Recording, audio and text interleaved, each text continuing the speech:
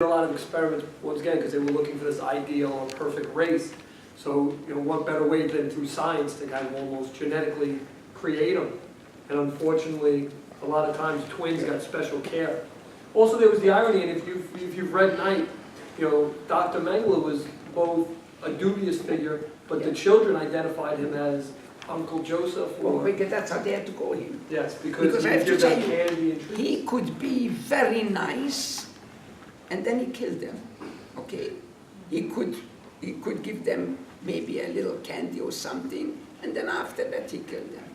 Okay, so they called him like Uncle Joseph. Yes. Yeah. The question I hear. And I have to tell you something.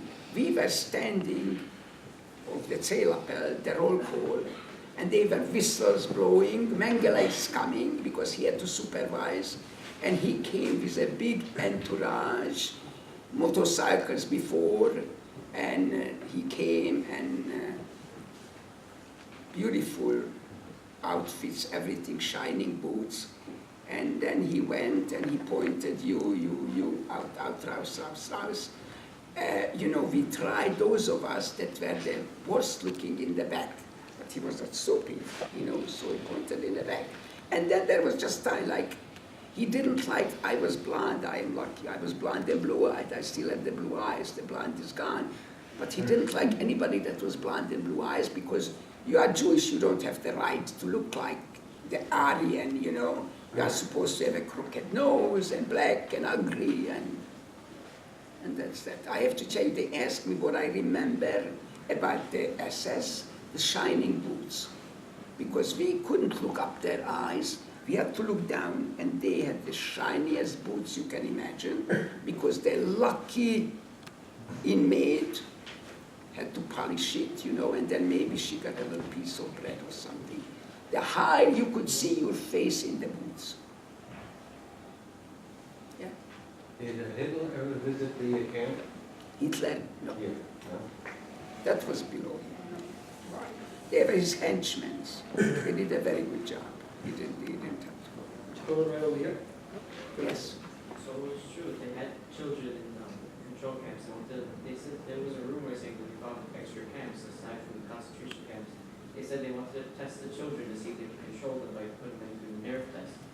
Well, he's saying that there were other camps for children where they would do experiments and nerve testing, yeah. Well, they did many, but I have to tell you, we were isolated. I didn't know anything, right? There were rumors that they would attempt to kill Hitler, but we know nothing, obviously. We had no newspaper, we had no nothing. They didn't, and we were on the lowest rank that you can imagine. So nobody told us nothing. We did what we had to do. That's all, okay?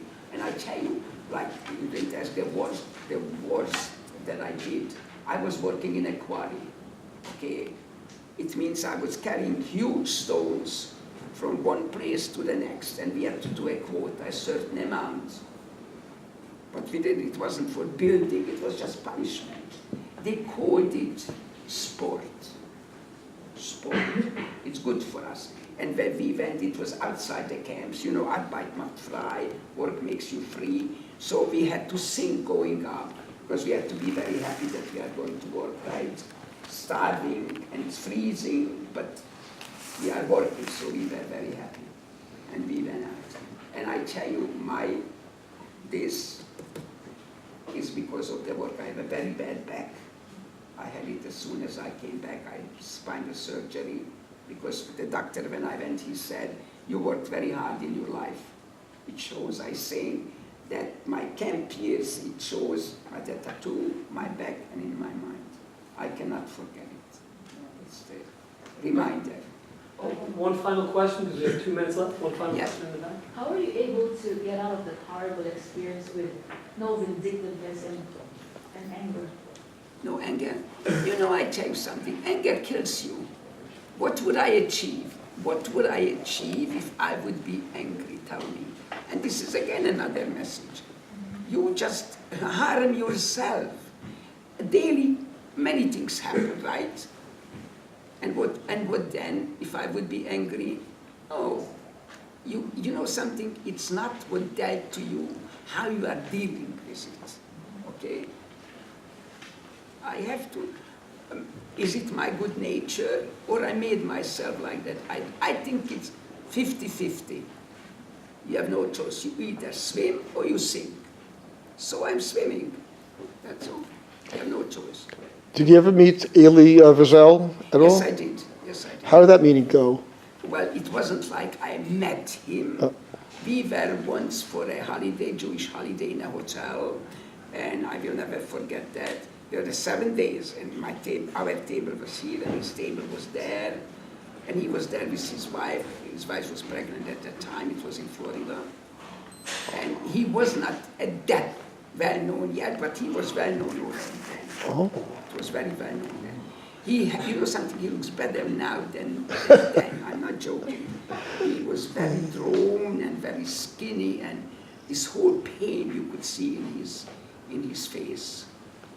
He was a bad sight, you know, but he is doing the best he can because mention Elie Wiesel and you know the Holocaust. So he's the unofficial spokesperson for us, you know. Right. All right, nice round of applause, please. I'm going to steal her line because she didn't use it today, so I'm going to steal it from her, but I'm giving her credit.